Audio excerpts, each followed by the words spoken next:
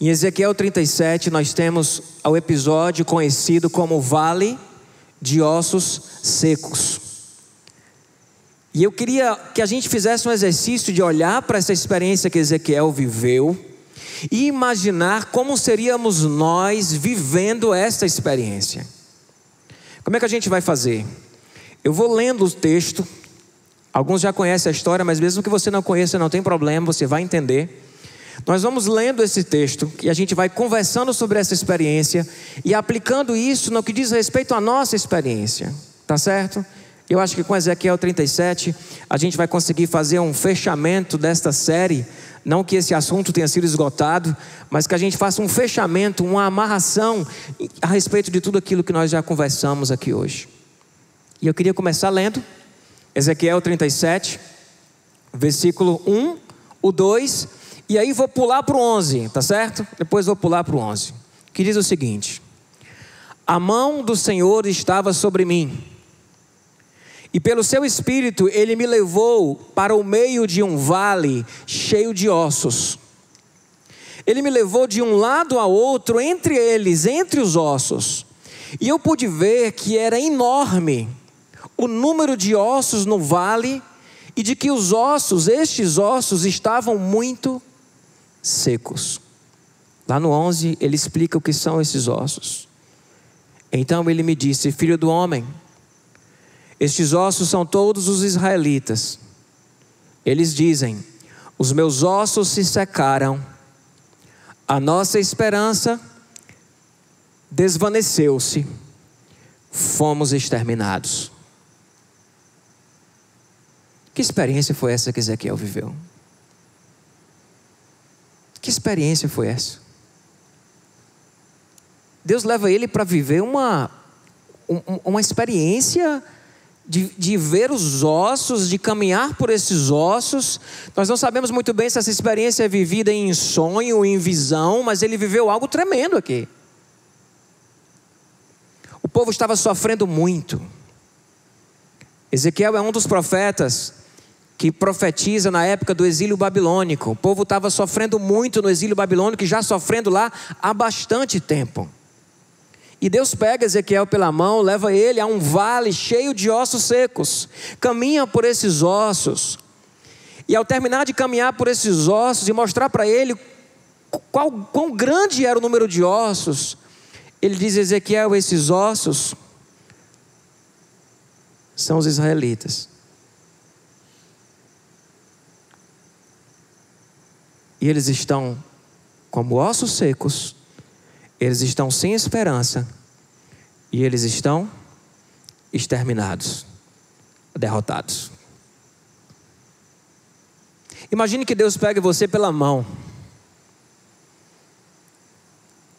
Você vai dormir, você tem um sonho, Deus pegando você pela mão e levando para um lugar. E neste lugar tem ossos secos. O osso seco traz a ideia de quê, pessoal? De tudo o que representa morte. É o contrário da vida. E Deus caminha por esses ossos com você. E você veja que são muitos ossos secos. E de que Ele olhe para você e pegando pela mão, Ele diga: João, esses ossos, este vale de ossos, é o seu coração.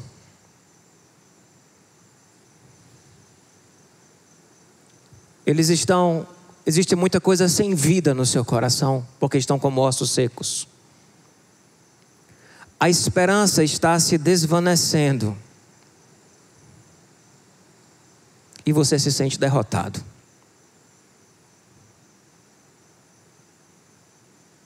Você já imaginou se Deus mostrasse tudo o que não representa vida no nosso coração? Tudo o que representa em nossos corações a falta de esperança, o sentimento de derrota: eu não consigo, eu não consigo, eu não consigo, eu não consigo superar, eu não consigo mudar, eu não consigo abandonar, eu não consigo vencer. eu não consigo abandonar um mau hábito, eu não consigo abandonar um sentimento, me afastar de um sentimento, eu me sinto derrotado, a minha esperança foi embora, eu estou cansado de enfrentar as mesmas lutas, as mesmas batalhas, as mesmas dificuldades, e eu estou como ossos secos. Se ele pega e diz: João, esses ossos e este vale é a tua vida, é o teu coração. Existem coisas no teu coração que estão como esse vale de ossos, sem vida, sem esperança e se sentindo derrotado.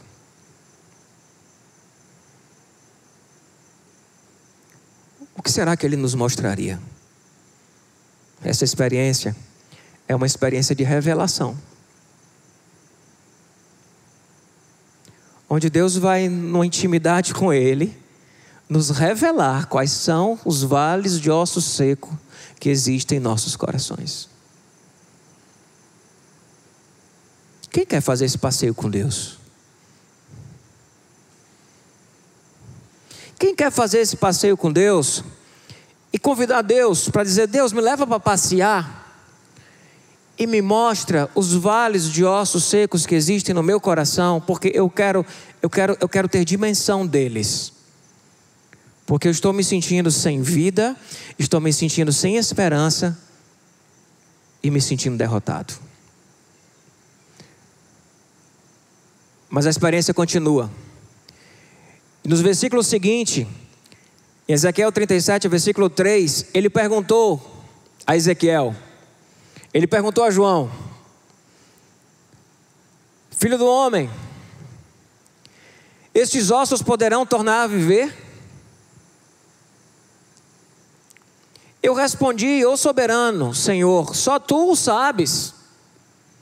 Depois que ele revela a dor, que ele revela a ausência de vida, que ele revela a esperança que está indo embora, que ele revela esse sentimento de derrota por percebermos anos e anos e anos enfrentando os mesmos problemas, os mesmos fraquezas, as mesmas limitações, ele pergunta: João, você acredita que desses ossos a gente possa ter vida? É um convite a crer. O primeiro movimento foi um movimento de uma experiência de revelação. Depois ele convida o profeta a crer e a acreditar que aqueles ossos podem se tornar em vida. Eu não sei como é que você está, como é que está o seu coração, e quais são as áreas da sua vida que você já aceitou a derrota. Quais são as áreas da sua vida que você já se concretiza como alguém sem esperança. Quais são as áreas da sua vida em que está faltando vida? Porque estão como vales de ossos secos. Ele não quer só te mostrar, ele tem uma pergunta para te fazer. E a pergunta é: você crê que esses ossos podem voltar a ter vida? Ah, pastor, mas é um trauma tão pesado, é algo que me acompanha há tanto tempo, sabe, eu tenho uma dificuldade tão grande de gostar de gente, sabe, eu tenho um sentimento que está comigo já, que eu já não sei nem como é que é viver sem ele. E ele vai te dizer: João, você crê que esses ossos podem voltar a viver?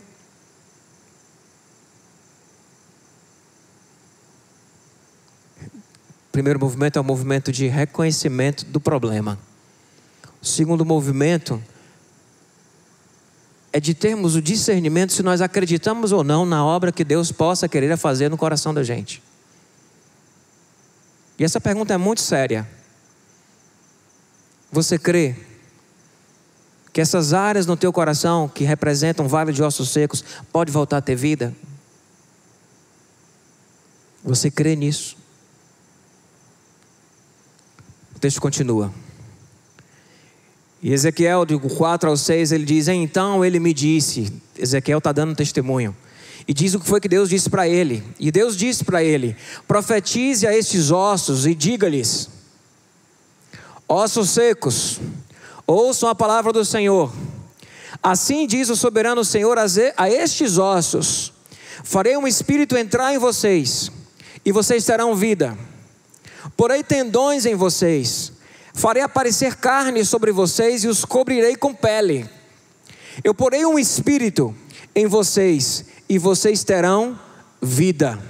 Então saberão que eu sou o Senhor. Amém, meu povo? O que é que nós temos aqui? Uma promessa de vida. Sabe, quando Jesus saiu andando no meio daquele povo com tanta necessidade, com tanto adoecimento, com tanta rejeição, com tanto preconceito, e Jesus diz: eu sou a vida. Eu vim para que vocês tenham vida e a tenham em abundância. E Jesus vai dizer: quem quiser ganhar a sua vida vai perdê-la, mas quem estiver disposto a perder a sua vida por amor a mim, este a ganhará. O que significa para a gente ganhar a vida? Eu fico imaginando a experiência de Deus caminhando com você e dizendo para você o que Ele vai fazer. Porque aqui foi: eu farei um espírito entrar em vocês, vocês terão vida, porei tendões em vocês, eu farei aparecer carne sobre vocês e eu os cobrirei com pele. Eu imagino Deus chegando, pegando João pela mão e dizendo: João, eu vou restaurar a tua capacidade de confiar em pessoas. Eu vou te ensinar a orar pelo teu inimigo. Eu vou te ensinar a alegria de dar, que é maior do que a alegria de receber. João, vem cá, eu vou te ensinar o que significa perdoar e tirar do coração toda a amargura, todo o rancor. Eu vou te ensinar o que significa ser um pacificador. Eu vou te ensinar as bem-aventuranças. Eu vou te tirar do teu coração esse orgulho que atrapalha você a, quando você faz algo errado, dizer: desculpa, não devia ter feito, em vez de ficar se justificando. Eu vou fazer tudo isso no teu coração. Eu vou trabalhar o teu coração para que esse coração volte a ter vida. Eu vou te ensinar a andar mais uma milha, a oferecer outra face.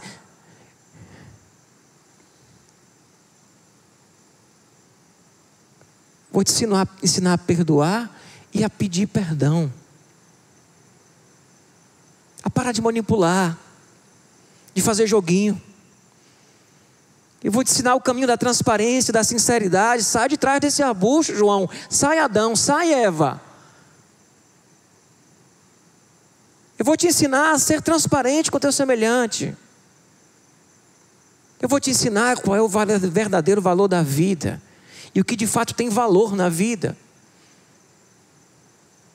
Porque você está apegado a muitas coisas que só destrói teu coração. Que papo é esse, meu irmão? É Deus dizendo que vai fazer.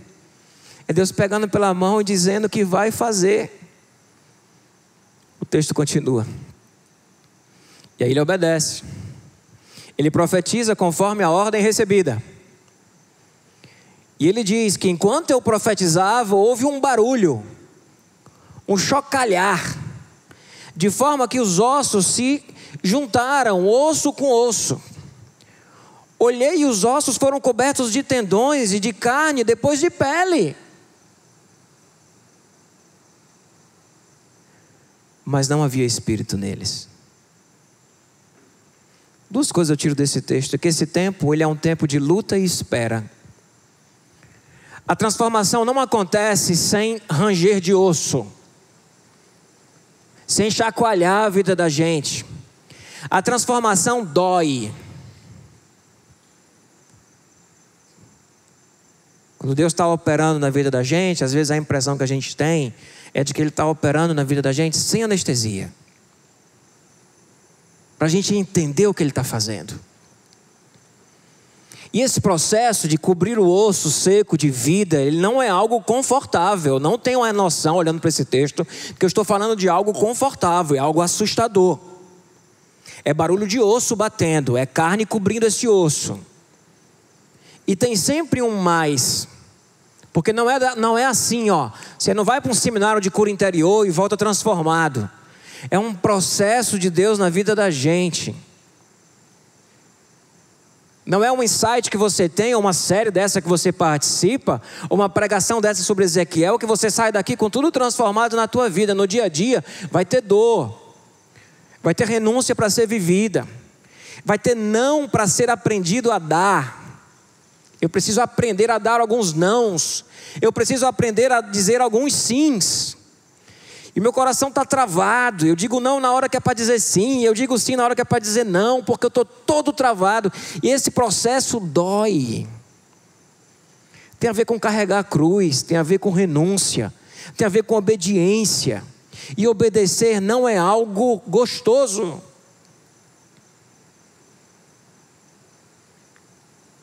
Quando nós usamos a palavra obediência, geralmente nós não estamos falando de algo que nós faríamos mesmo se não mandasse.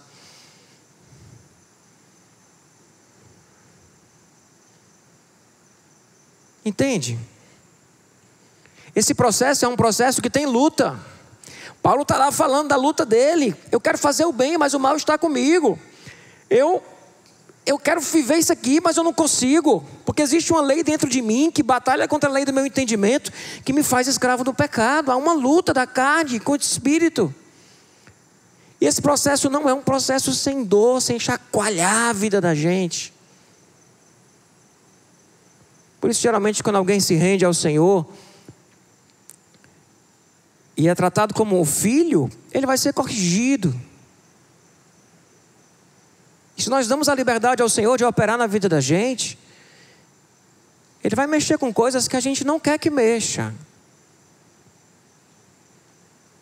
E dói. Dói para conseguir, dói quando não consegue, porque o processo é cheio de queda. Dói. Faz barulho. O cara está do lado ouvindo aquele barulho de osso dentro de ti. É um barulho de osso dentro do nosso circuito nosso emocional. Do cara olhar assim, como aqui no Ceará, e dizer, valha, é porque é barulho de osso, é estranho. Deus está agindo, Deus está fazendo. Mas esse processo, ele é um processo que exige capacidade de aguentar essas dores e essa renúncia. Quem quer vida confortável, vida sem renúncia, não vive processo de transformação. A transformação de dentro para fora, ela é uma transformação que vai mexer com as nossas estruturas e vai ranger. Quando eu digo assim, vai ranger, quem tem coragem de dizer um amém? É difícil dizer amém por rangido, né? Deus vai transformar a tua vida. Aí ele diz amém, mas vai doer, irmão.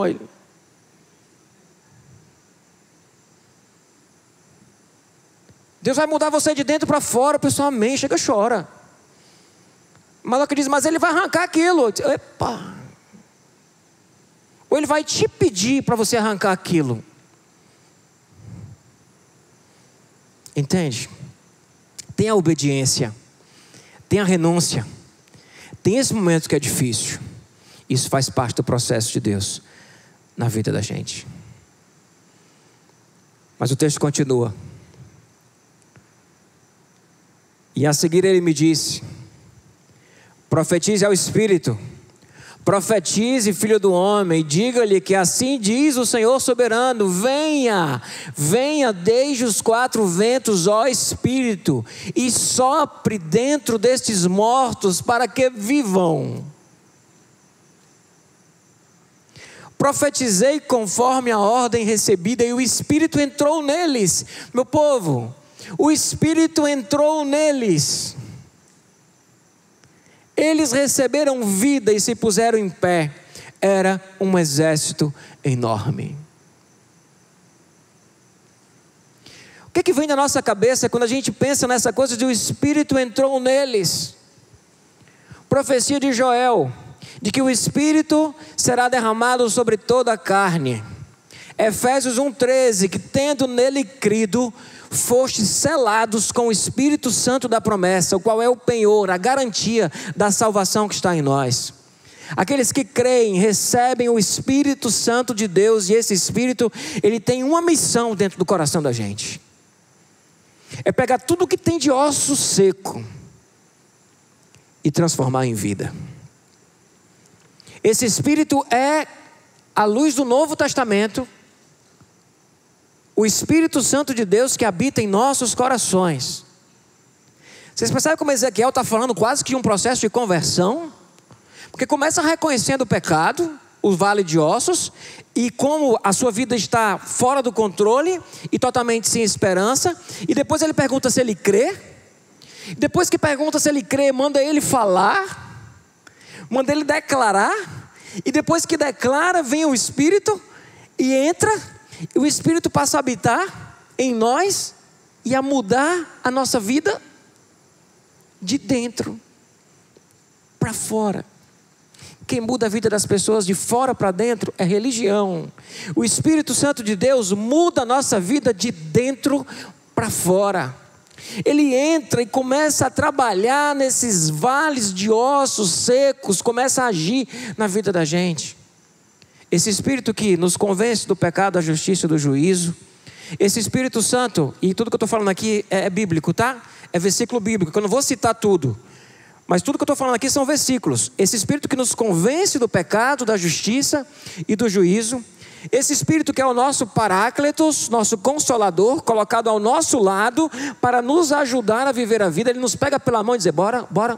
Não, mas não estou. Bora, você consegue. Você consegue. Bata um pé, bota o outro. Pronto, agora anda. Aí cai, ele vai lá, pega e levanta. O Espírito que intercede por nós. Porque nós não sabemos como orar, Romanos 8. Ele intercede por nós nas nossas fraquezas, porque nós não sabemos como orar. O Espírito que nos dá dons espirituais, capacitações, habilidades, habilitação, para a gente poder ajudar outras pessoas, para a gente servir o reino, para a gente encontrar missão, para a gente encontrar propósito. O Espírito que nos dá aquilo que Paulo chama de fruto do Espírito, que são as qualidades de caráter encontradas em Jesus, que o Espírito Santo de Deus quer produzir em nossos corações. Quais são as qualidades do fruto do Espírito? Amor, paz, alegria, mansidão, domínio próprio, bondade, benignidade, fidelidade. Essas coisas que não há lei contra.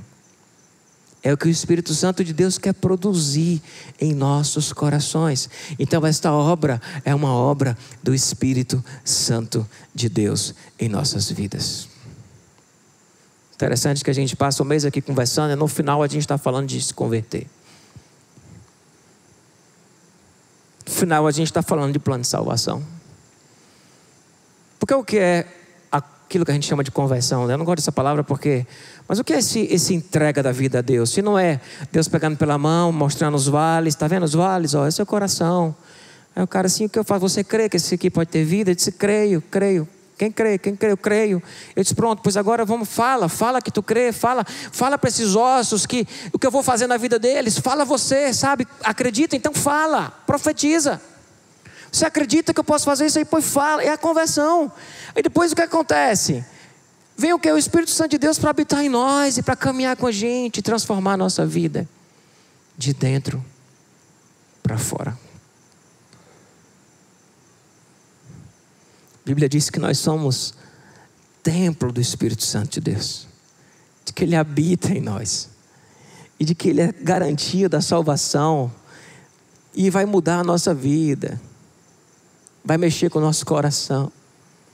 Mas parece que a gente precisa o tempo todo estar revisitando os nossos vales de osso seco, reafirmando que nós cremos, entendendo que nós sim, declarando aquilo que Deus vai fazer na vida da gente, como um ato de quem crê, e ver esta obra do Espírito Santo de Deus agindo no coração de cada um de nós. Paulo ainda vai dizer: enchei-vos do Espírito. E o verbo usado para enchei-vos do Espírito, eu já falei isso aqui algumas vezes, ele ele tem uma conotação de algo ativo e passivo ao mesmo tempo. É um tempo verbal do grego. É como se a tradução correta foi deixem-se encher, porque a obra é dele, mas tem um papel nosso de se deixar encher. Entende? Nesse processo, o seu papel é ativo ou é passivo? É ativo e passivo. Se for na força do seu braço, vai funcionar? Não, isso é religião, religiosidade. É você controlando o comportamento. E se for só Deus querendo fazer a obra na tua vida? Funciona? Se funcionar, se a obra na tua vida não está sendo feita porque Deus não quer? Não funciona. É ativo passivo. É deixem-se encher. Se coloquem diante de Deus numa postura ativa para receber. Para receber toda a bênção e tudo que Ele tem para derramar na tua vida. E quando eu estou falando de bênção, não estou falando de dinheiro. Eu estou falando dessas transformações que vão dar condição a gente de quê? De abandonarmos o principal pecado, que é de não amarmos a Deus sobre todas as coisas e não amarmos o nosso próximo como a nós mesmos. Ganhar a vida na lógica deste mundo significa perder a vida na lógica do Evangelho. E perder a vida na lógica deste mundo parece que significa ganhar a vida em relação ao Evangelho. Então a gente vai ter luta sempre. Sempre. E que Deus possa transformar o nosso coração de dentro para fora. Amém? Amém mesmo? Lembro de uma pessoa que eu conversei uma vez, e ele disse: pastor, eu fui fazer uma oração daquele cântico, quebra a minha vida e faz de novo, eu quero ser um vaso novo. E desde que eu orei por isso, tem acontecido tanta coisa.